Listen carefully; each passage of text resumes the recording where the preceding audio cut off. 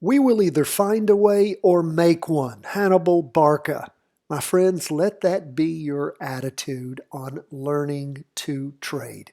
You're going to either find a way or you're going to make one. Today I was writing on trading and I was really focused on how important it is for you to not only practice, but be willing to roll with the punches, understanding the market is a very dynamic place and the rules can change at any minute. What works today may not work tomorrow, may not work the day after, or may work for 10 years. But always be experimenting, always be trying new things. And again, practice trading doesn't cost you anything. When you find something that works, practice trade it to show that it is working, then fractional trade it. And I'll put the fractional trading training at the end of this. That's very important for you to understand. Look for the videos at the end of today's video. You will see it. It's a great training. Also have a great training for you in today's email. It is why we love Heikin-Ashi candlesticks. Only about 154,000 people have taken that one. I want you to be one of them. If you haven't heard it in a while, watch it again. Very important to understand why we use Heikin-Ashi candlesticks. Means average pace, I'm told, in Japanese. Very helpful. You don't have to have all these memorization of what the different kind of candlestick patterns are. You understand what each candlestick means, and then it helps you immensely. That's why we use it. Let's jump into these charts. We see stocks, bonds, gold up for the day, Bitcoin down a little bit. Let's first jump into the S&P 500 up 0.47%. Nice green up candle for the week. Looks like we might have a weekly vertical crossover by the end of the week. We will see if indeed that pans out. Derivative oscillator hasn't quite crossed over yet. Nice green up candle, higher high. Candle just keeps moving up and growing. That is exactly what you want to see. Let's look at the 2-day. Continues to move right up that 2-day trend line. Quite pretty. Derivative oscillator gaining a little. Price percent oscillator heading up. What about the half day? It actually had crossed over going down on the 3rd and then crossed back over going up on the 4th. So that is looking good up in the morning, about the same in the afternoon. But again, we may very well have the makings of a weekly vertical crossover on the S&P by the end of the week. Mark that in your show notes. Pay attention. Let's see where that takes us. Now look at the Qs. Up. I think it was up about 1% yesterday, up 1.28% for the day. Look at that big up candle. Well, looks like we're going to have a crossing over going up on it too. Derivative oscillator losing downward momentum. Price percent oscillator crossing over.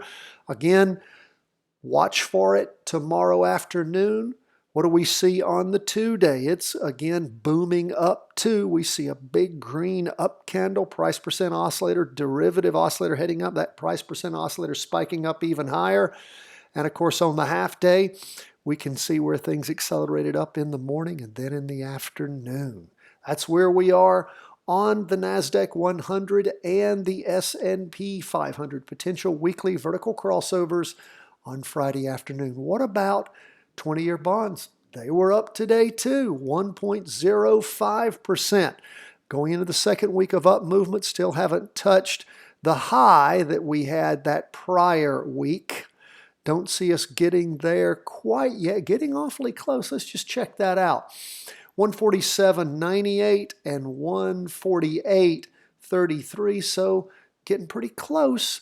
Again, candles about the same size. This week's maybe a little larger. Still negative though. Don't have a weekly vertical crossover going up yet. Price percent oscillator's negative, heading up. Derivative oscillator negative, losing downward momentum. 2-day chart, we can see where things peaked on the 2-day chart back on Friday of last week. That would have been the 28th Thursday and the 29th Friday of October. Sideways for 2 days and then up for 2 days. Green open box spinning top. Indecision tending up. So we'll continue to watch and see where this goes. Price percent oscillators positive heading up. Derivative oscillator positive heading up. Half day, you can see where things have sort of bounced around. Slid sideways, down, up, down, and then in the afternoon, we saw things heading up. Price percent oscillator still negative on the half-day. Derivative oscillators negative, losing a little bit of downward momentum at the end of the day. So waiting to see what's going to happen. Are we going to have a weekly vertical crossover going up? That may very well occur, or is the weekly going to stay negative and the 2-day roll over and cross down? Don't know. We'll wait. Let the market tell us. Now, glad to see gold rebounding on Thursday, 1.13%. What does that mean for the week? A red spinning top. That price percent oscillator, though, pulling away. Remember how flat it was getting and close to the red signal line? Well, it's looking better. We see the derivative oscillator green and gaining some momentum. Remember, it wasn't green when it crossed over last week. What do we have as far as Heikin Ashi candlesticks go? We're sitting right there on the weekly trend line, and it's almost a doji, lots of indecision. It's a red down candle. Look at this 2-day.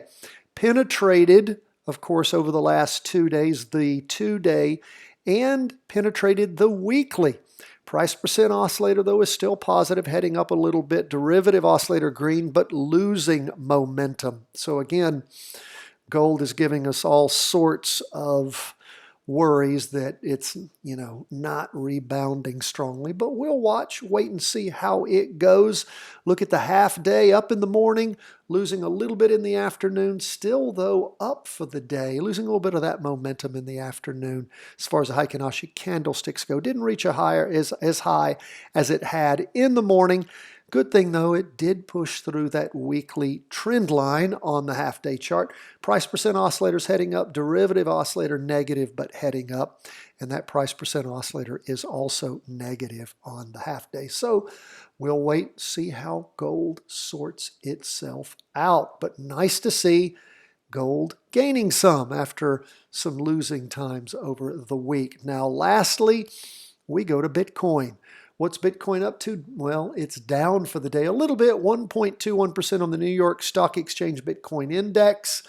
What do we see going on? Well, we have a green up candle, but you can see the deceleration.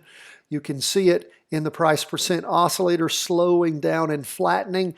You can also see it as the candlesticks themselves get smaller, not reaching the high that was reached back on the week ending Friday, the 22nd of October. So again, see Bitcoin slowing down.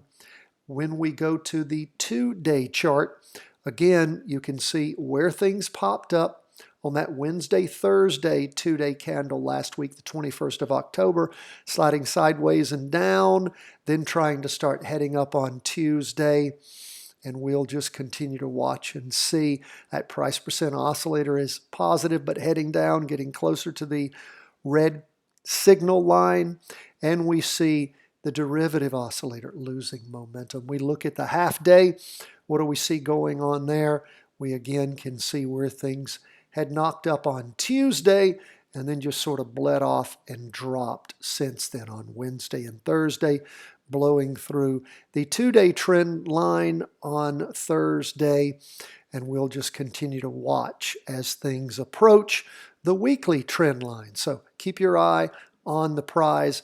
If we do have a 2-day crossover, then of course that would be the last chance that any intelligent person that follows our method would pull their trade on that, if you haven't already done that in your practice trade. That's where we are with Bitcoin. That's where we are with our 4 big charts. Be with us tomorrow for the weekly review and forecast. Thank you again for all the Patreon supporters.